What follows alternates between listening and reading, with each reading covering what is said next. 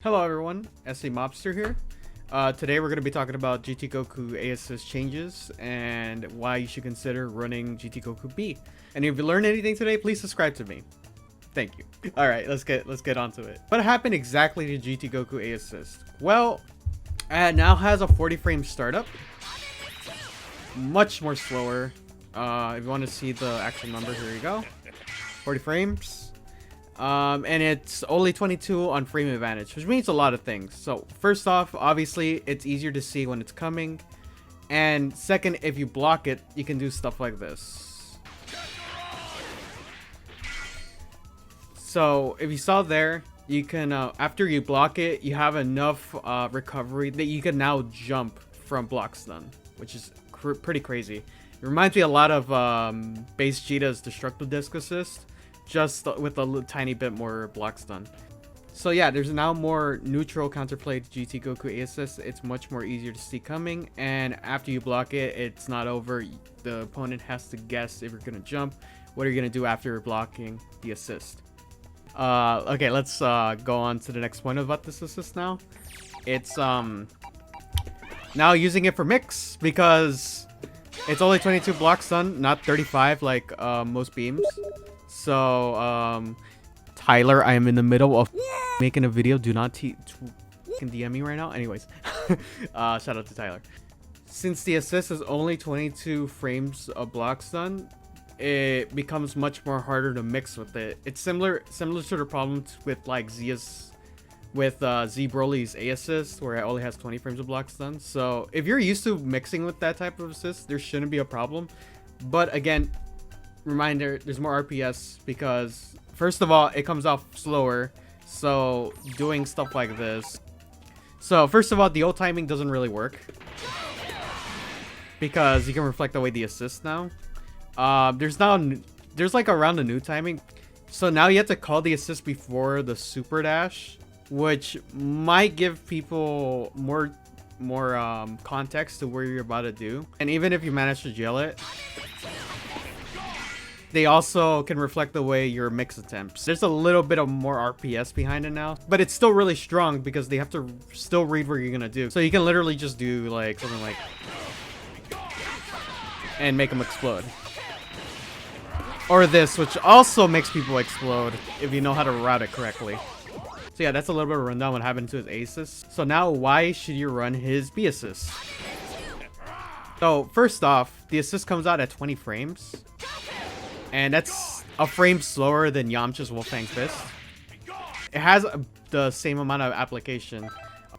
Also reminds me of Android 16's old assist, because it's like a character that comes out and puts out a blast onto the screen really quickly. But much like Wolfang Fist, it gives you 40 frames of block stun, which is plenty to do mix with. If you're one of those people that thought Android 16's old pre-patch assist was OD, and you think that Yamcha's A assist is really OD, then there's no reason why you shouldn't think that GT Goku B assist is also OD.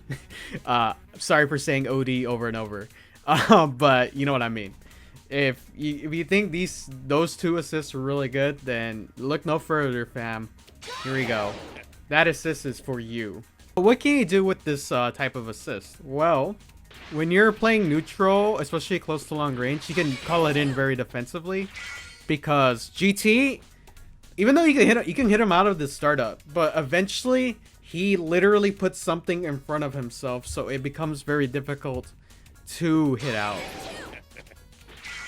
It's literally, if you hit GT Goku out of this assist, it's a very lucky mash. Look at where he's at and look at where the hitbox is. It's really difficult to hit him out of it. So you can use it very defensively against people who love to mash when you get to this close range. If you've used Yamcha or Android 16's old assist or any Lariat assist, basically, you basically use it the same way. You just, can do stuff like that, force people to block. You can whiff moves and have it be safe with that move. You can do round start Lariat into that, stuff like that. If you force someone to block this after a super dash and you haven't used all your air action, you actually get a mix up right after. So here's an example of that. I went high there. I went low there. That's a 50-50 off of a super dash straight up. So that's really good. You can also do it in block string, but depending on how they block, the assist might push them further. So this is really strong for characters who have really fast 2Ms. So we can do stuff like this.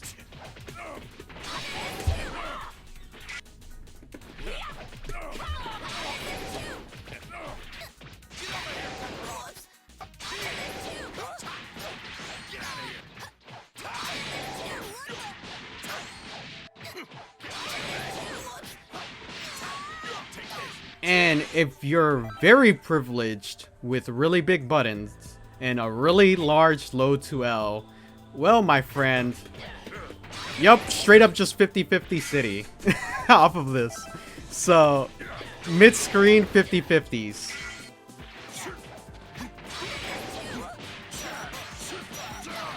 This assist doesn't give much pushback. Just look at that.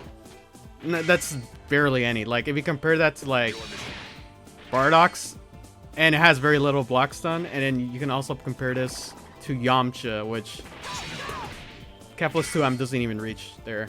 So yeah, this assist is really, really good. Please do not sleep on this. I really recommend GT Goku players try this assist out. It is amazing, especially if you're running characters like Bardock and Kefla who have to use some mechanics to open people up and have really fast 2Ms. Please do it.